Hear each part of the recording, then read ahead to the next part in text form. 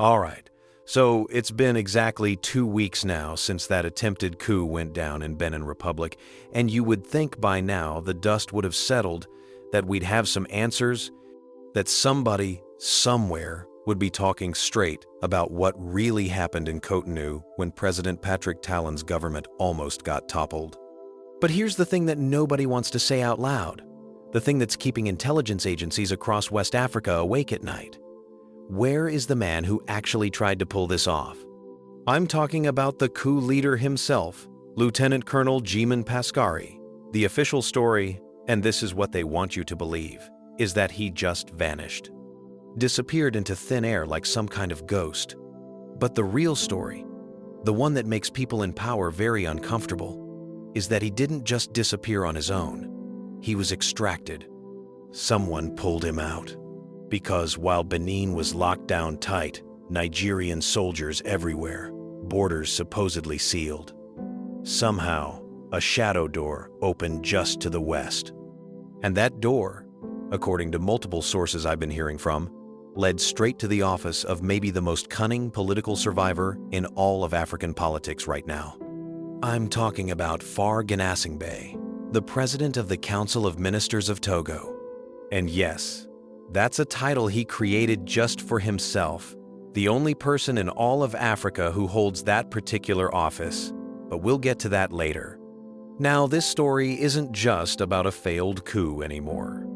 This has turned into a regional manhunt happening right now, quietly, behind closed doors, and there's all kinds of speculation flying around about where Colonel Pascal actually is at this moment. Some people are saying he's in Niger Republic, where the revolutionary government there would be very unlikely to hand him back to a pro-French government in Cotonou. Other analysts, and these are serious security people, they're insisting he crossed into Burkina Faso, possibly under protection from networks close to Captain Ibrahim Traoré's government in Ouagadougou. There are even claims on social media, and I say this very carefully here, that he's still in Togo, being moved between safe houses while officials in Lomé just sit back and watch how the regional politics play out. Nobody can say for certain where this man is, and that uncertainty? That's exactly what makes this whole situation so dangerous. But here's where it gets really interesting, and I want you to think about this carefully. Is that why a Nigerian Air Force C-130 transport plane suddenly ended up in Burkina Faso under the guise of what they called a technical fault? Are they really having engine trouble, or are they tracking the coup leader? Now, the good news, and I'll give you this update, is that those 11 detained Nigerian soldiers and the C-130 military aircraft have been released and they've left Burkina Faso, confirmed by Nigerian authorities. But here's what I don't understand. Instead of flying straight back to Nigeria, they stopped in Ghana.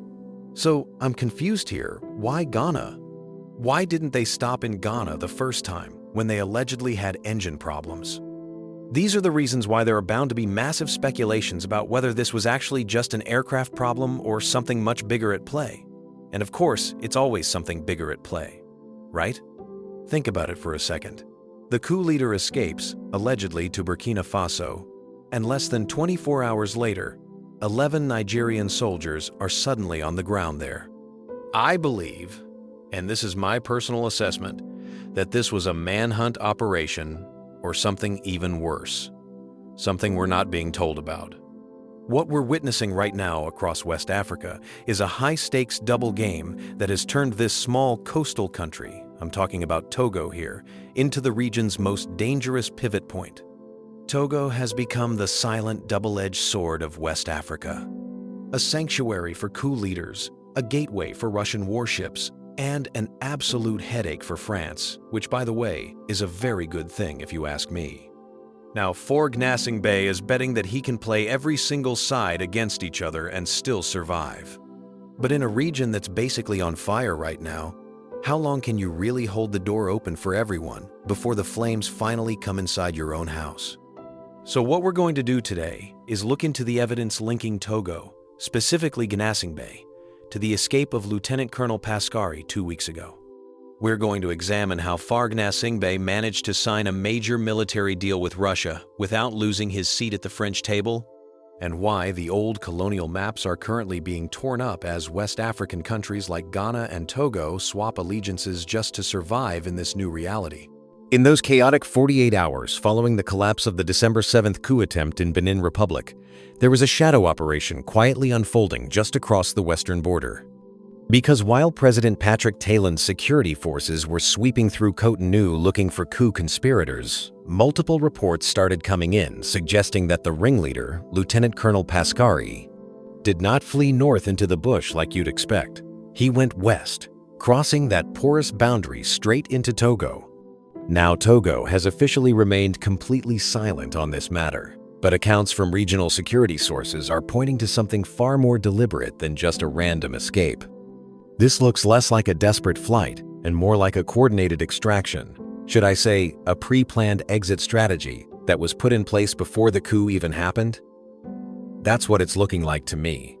Togo is still a member of ECOWAS, but it appears to have become the unofficial double-edged sword of West Africa, the place where coup leaders can pass through and escape from West African forces led by Nigeria. And when you understand this, Pascal's escape path becomes almost predictable. Think about it. From Cotonou to Togo, then allegedly towards Niger Republic or Burkina Faso, according to some speculations, where you have revolutionary leaders who are in open revolt against France and who would welcome anyone who opposes the old order. The pattern fits a wider reality here. You've got coastal West African governments that are loyal to France on one side and the revolutionary Sahelian belt on the other side. And then you have Togo sitting right in the middle. Then comes the strange appearance of this Nigerian Air Force C-130 military aircraft. Now, forget about the official story, because it's completely uninspiring, to be honest. According to what they're telling us, the aircraft was on a routine mission when it made an emergency landing in Burkina Faso after what they called a technical fault. But unofficially, the timing is absolutely impossible to ignore because the plane diverted into that territory just as Pascal was rumored to be moving through the exact same corridor. Now, was this really just a simple precautionary landing, or are we looking at the quiet beginning of a regional manhunt for a man that nobody wants to publicly admit they're hiding? If Togo really served as the bridge for Pascal's escape, this shifts the entire story from just a domestic Benin crisis to a full-blown regional conspiracy. And to understand why Gnassingbé would even play this kind of dangerous game, you have to understand who this man really is. Faure Gnassingbé, the president of the Council of Ministers of Togo, and I must emphasize this, he is the only person in all of Africa who holds this specific office because he literally created it just so he could remain in power. This man is a survivor, and his entire political strategy is built on balancing on a tightrope that would break most other African leaders. When you look at Gnassingbé's diplomatic calendar in late 2024 and early 2025, it reads like a carefully choreographed balancing act. Take a look at this timeline. On October 30th, he was in Paris, standing on the steps of the Élysée Palace, posing right beside Emmanuel Macron under the flags of a partnership that dates all the way back to the days of open French colonial control in West Africa. The visit was framed as a renewal of historic ties.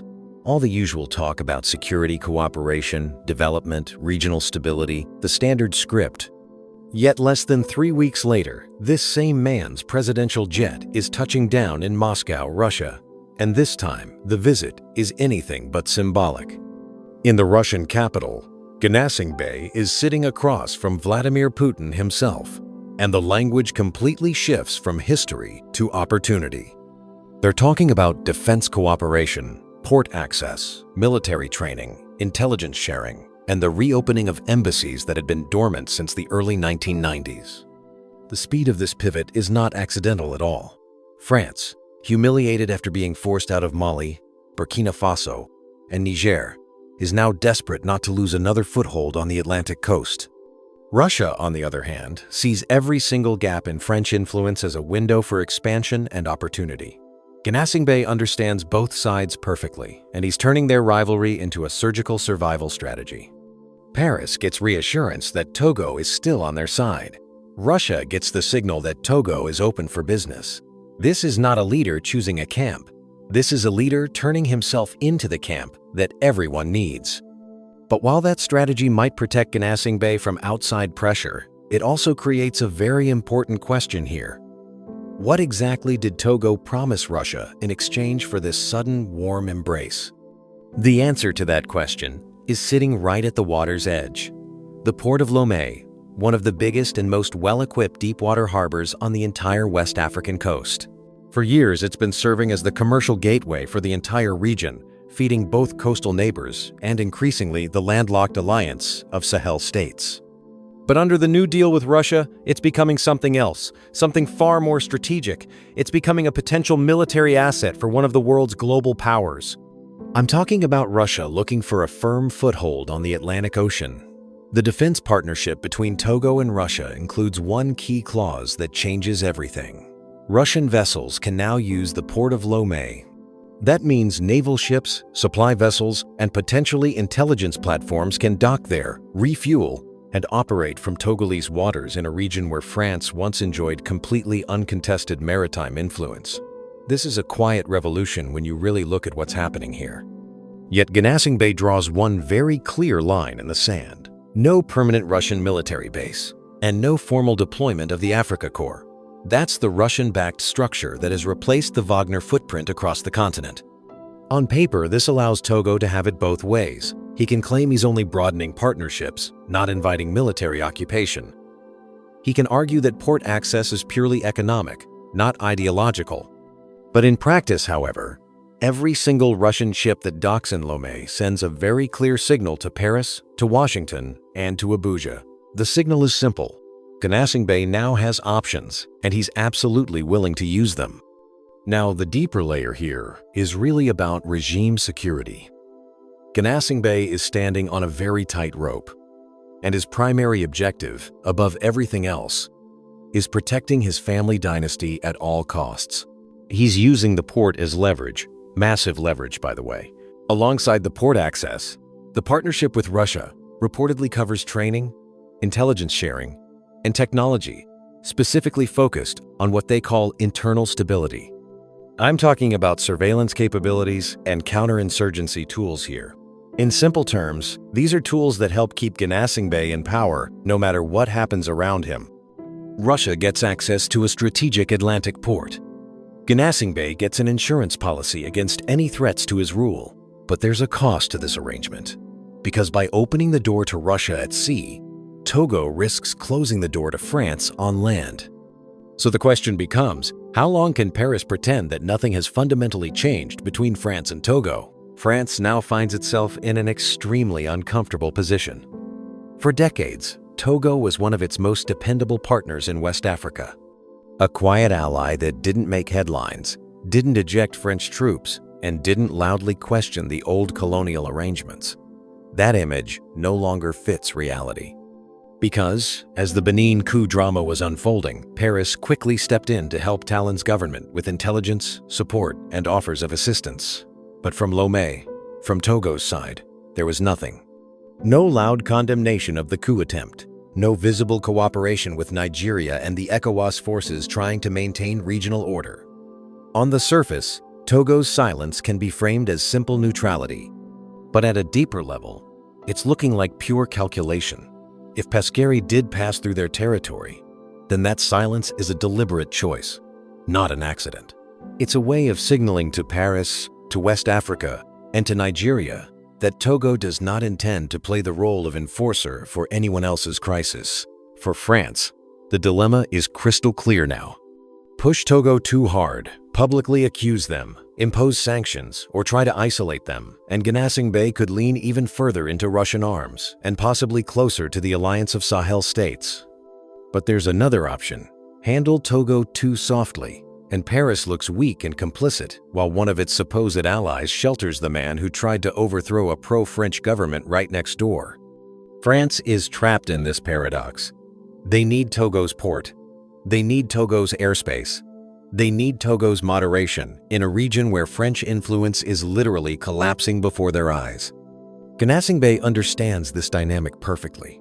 By flirting with Russian warships and possibly serving as a silent corridor for coup plotters, He's showing France that loyalty is now a two-way negotiation, not some colonial habit they can just take for granted anymore. And while this diplomatic dance between Paris and Lomé is striking to watch, the real shift becomes absolutely clear when you zoom the camera out beyond individual borders and colonial languages. I'm talking about the massive realignment and strategic repositioning that's happening across West Africa right now. For decades, West Africa was described in very simple terms. You had a francophone bloc under Paris's influence and an anglophone bloc tied to London and Washington. That map is breaking down in real time right before our eyes. The old linguistic divide no longer explains the actual alliances forming on the ground. Let me take you back 3 years. Togo and Gabon, historically locked into the francophone world, did something that would have been unthinkable a generation ago. They joined the Commonwealth, a club built entirely around former British colonies. That move wasn't just symbolic diplomatic maneuvering. It was a direct message to Paris that the monopoly is over. At the exact same time, Ghana, long seen as a proud symbol of English-speaking post-colonial independence, stepped towards the Francophonie, joining as a full member and deepening cooperation with French-speaking neighbors.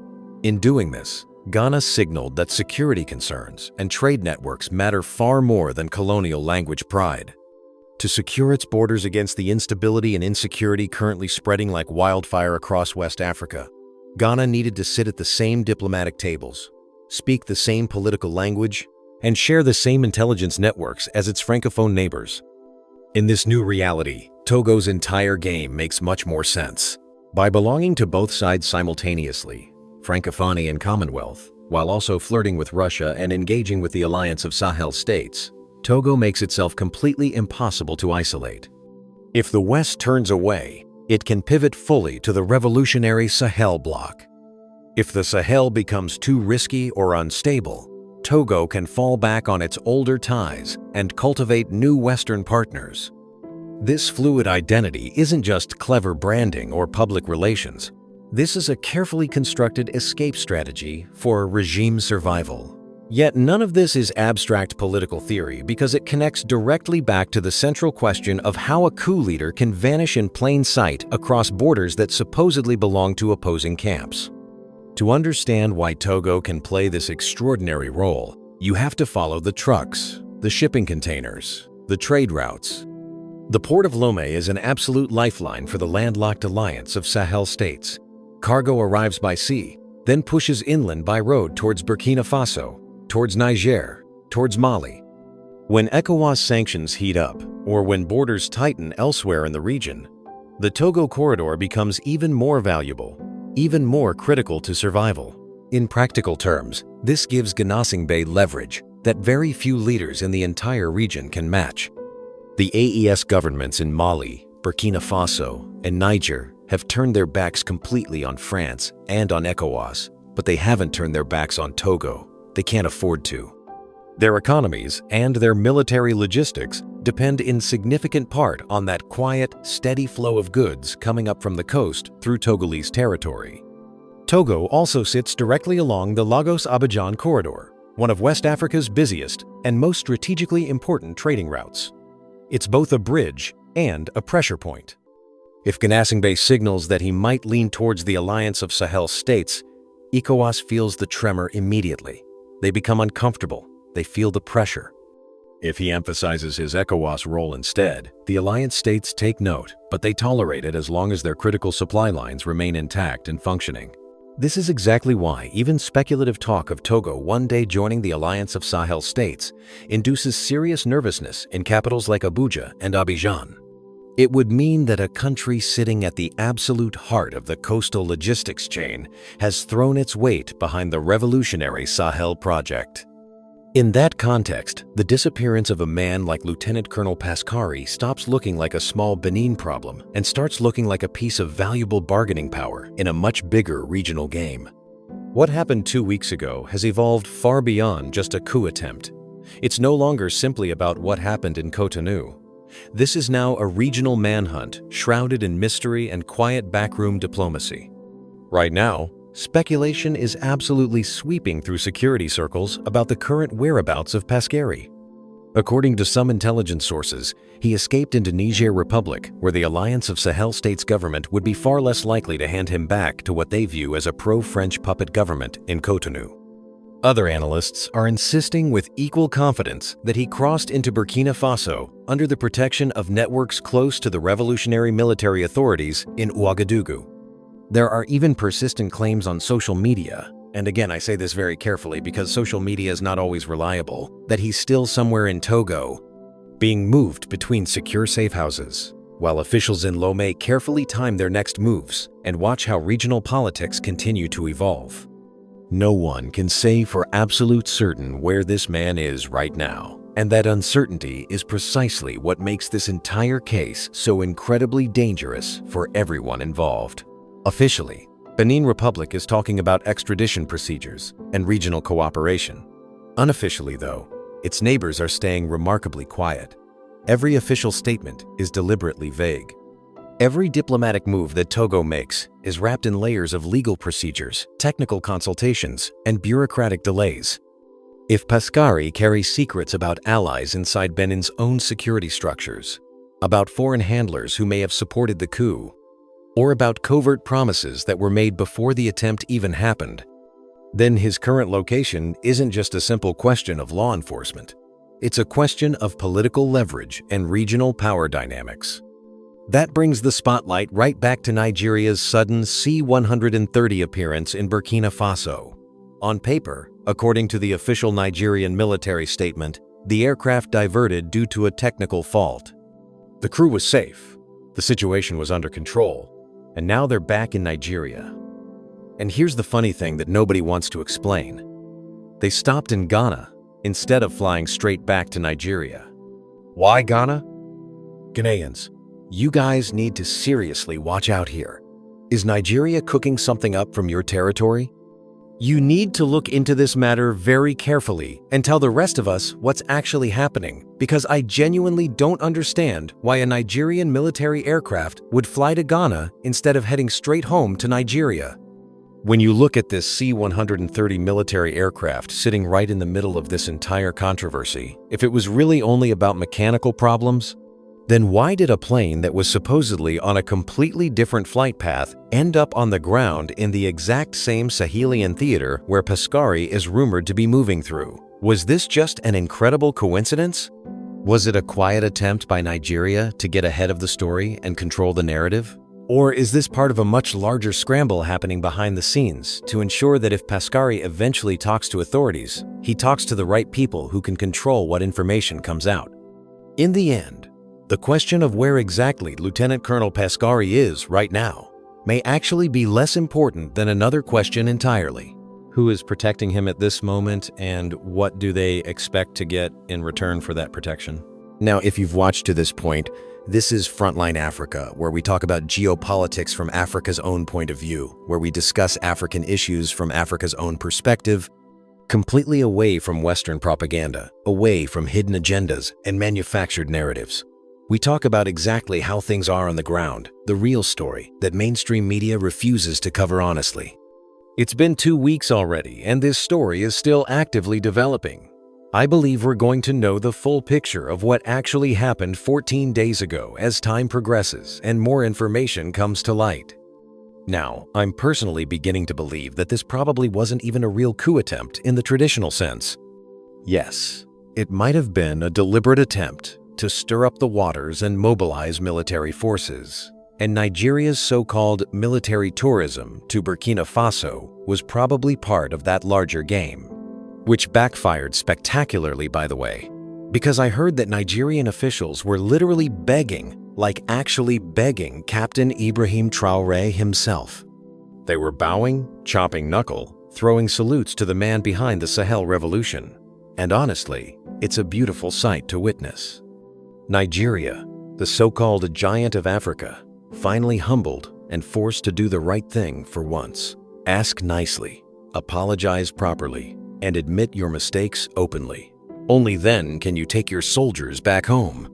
And they have already taken their soldiers back, which I'm genuinely happy about personally, because this particular matter could have easily degenerated into something far more destabilizing for the entire West African region. But the question I'm still asking, the question that nobody seems willing to answer honestly, is this simple thing. Why did that Nigerian C-130 fly to Ghana instead of going straight back to Nigeria? Tell us in the comment section below what you think is really going on here. And if you want to continue seeing this kind of content, real analysis from an African perspective, without the Western filter, maybe consider subscribing to this channel and ringing that notification bell so you never miss an update. I'm still your host, Azika, and I will see you in the next one. It's a bye-bye for now.